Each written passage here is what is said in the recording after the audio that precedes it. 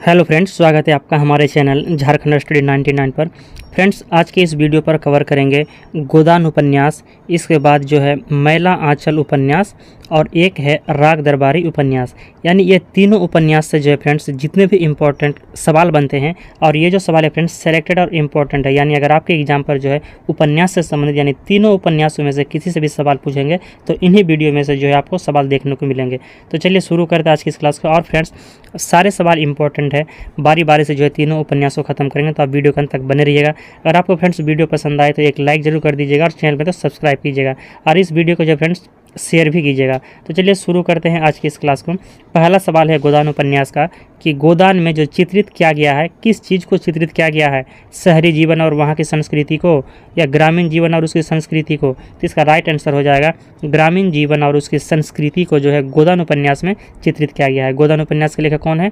तो मुंशी प्रेमचंद है। मुंशी प्रेमचंद का जन्म कब हुआ है? तो 1880 ईस्वी में जन्म हुआ है और उनका जो निधन हुआ है 1936 ईस्वी में हुआ है। और गोदान का जो प्रकाशन भी है फ्रेंड्स ये आपका 1936 ईस्वी है, जो प्रेमचंद का अंतिम पूर्ण उपन्यास है गोदान उपन्यास, जिनका प्रकाशन 1936 में हुआ है।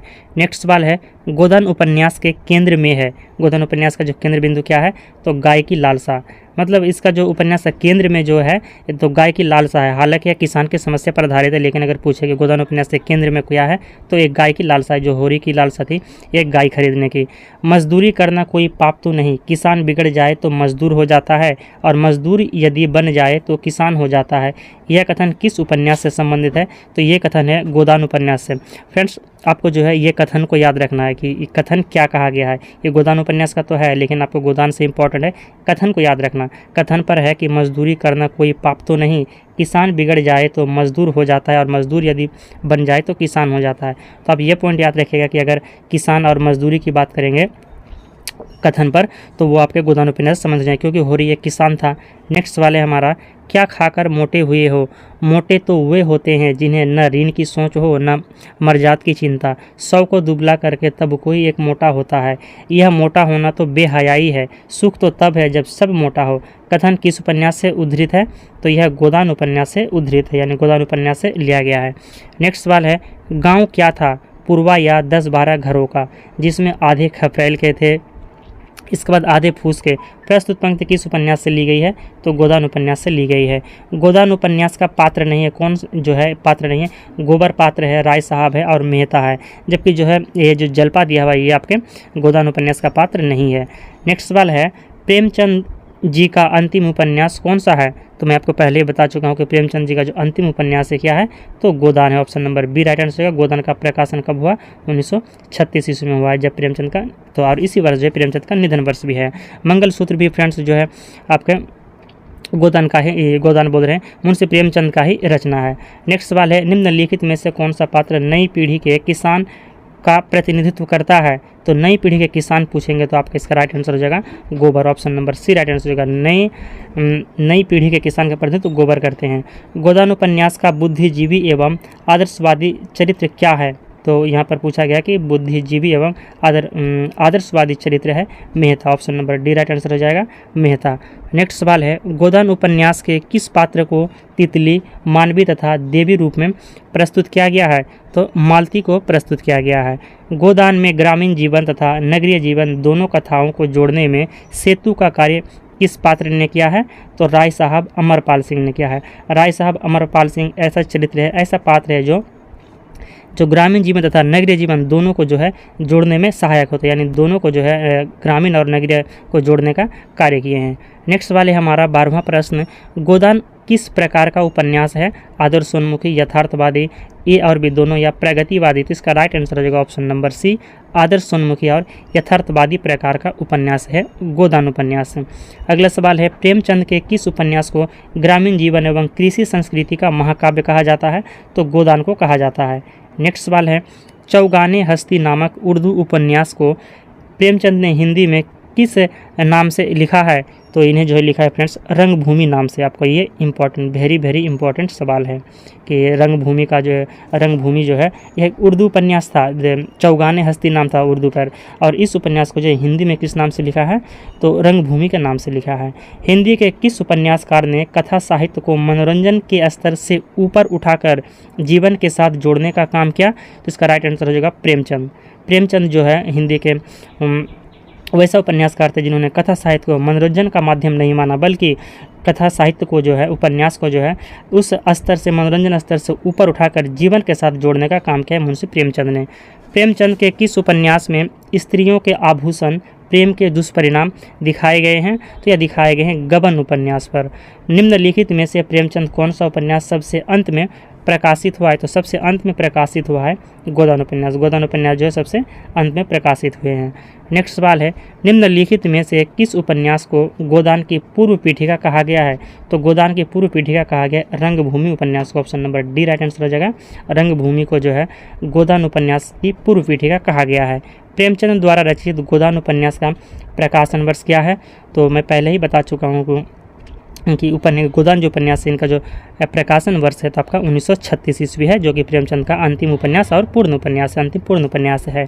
झिंगुरी सिंह प्रेमचंद के किस उपन्यास का पात्र है, तो झिंगुरी सिंह जो है गोदान उपन्यास का पात्र है। नेक्स्ट सवाल है, निम्नलिखित में से कौन सा गोदान उपन्यास का शहरी पात्र नहीं है, तो नोखेराम जो है शहरी पात्र नहीं है। Option number A right answer हो जाएगा। जबकि ओंकारनाथ, अमरपाल सिंह और मिर्जा खुर्शीद, तो ये जो तीनों है अमरपाल सिंह, ओंकारनाथ और मिर्जा खुर्शीद, ये शहरी पात्र हैं, जबकि नोखेराम जो है आपके शहरी पात्र नहीं है। गोदान उपन्यास में किस गांव का वर्णन हुआ है, तो सेमरी गांव का वर्णन है। Option number B right answer हो जाएगा, सेमरी गांव का। नेक्स्ट सवाल है, सुमेलित करना है, यहाँ पर पूछा गया है सूची 1 सूची 2। तो होरी क्या है गोदान उपन्यास का, तो होरी क्या है आपका, तो ये हो जाएंगे आपके नायक, यानी ए का हो जाएंगे, होरी नायक हो गया। इस पर गोबर क्या है, तो गोबर होरी का पुत्र है। धनिया क्या है, तो धनिया हो गया आपका क्या हो गया धनिया, तो ये नायिका हो जाएंगे, और एक नायिका, और सोना हो गया पुत्री, तो आपका ये मिलान सही है। नेक्स्ट सवाल की ओर चलते हैं। हमारा नेक्स्ट सवाल है, फ्रेंड्स अगर आपको हमारा वीडियो पसंद आता है तो एक लाइक जरूर कीजिएगा, और चैनल पे तो सब्सक्राइब कीजिएगा। इस वीडियो को जो फ्रेंड्स शेयर भी कर दीजिएगा।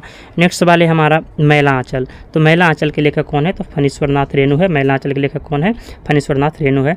तो पहला सवाल है मैला आंचल से संबंधित कि मैला आंचल उपन्यास का प्रकाशन वर्ष क्या है, तो 1954 है। मैला आंचल उपन्यास का प्रकाशन वर्ष क्या है, तो 1954 ईस्वी है।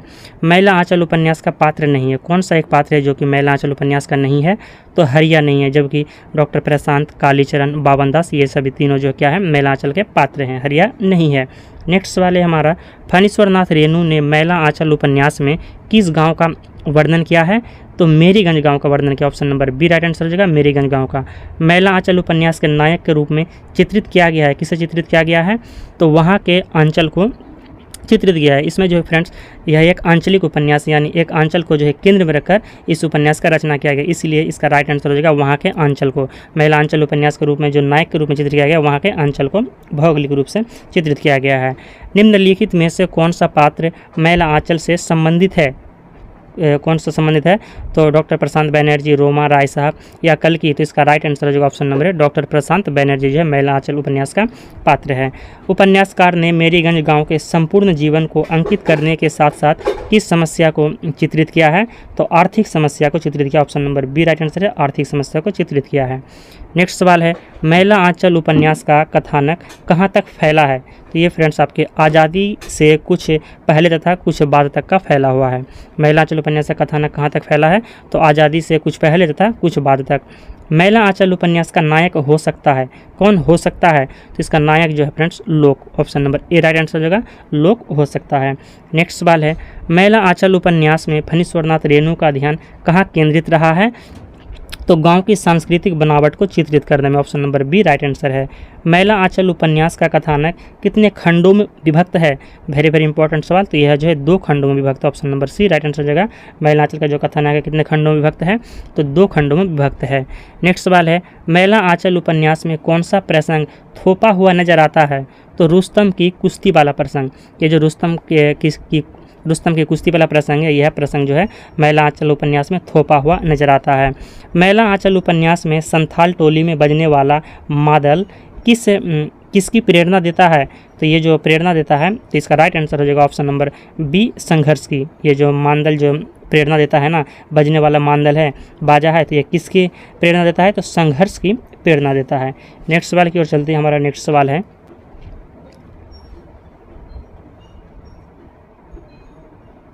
मैला आंचल उपन्यास में गांव के लोगों का सामूहिक कीर्तन क्या था? तो ये जो सामूहिक कीर्तन था तो इसका राइट आंसर हो जाएगा समदाउन। सामूहिक कीर्तन क्या था? तो समदाउन था। मैला आंचल उपन्यास की भाषा कैसी है? तो इसकी भाषा है आंचलिक। मैला आंचल उपन्यास की भाषा कैसी है? तो आंचलिक भाषा है। मैं यहाँ प्यार की खेती करना चाहता हूँ, यह कथन मैला आंचल उपन्यास के किस पात्र का है? तो यह कथन है प्रशांत का। डॉक्टर प्रशांत जो एक पात्र है मैला आंचल उपन्यास का, उन्हीं का यह कथन है कि मैं यहाँ पर जो है प्यार की खेती करना चाहता हूँ। मैला आंचल उपन्यास की कथा किस अंचल से जुड़ी हुई है?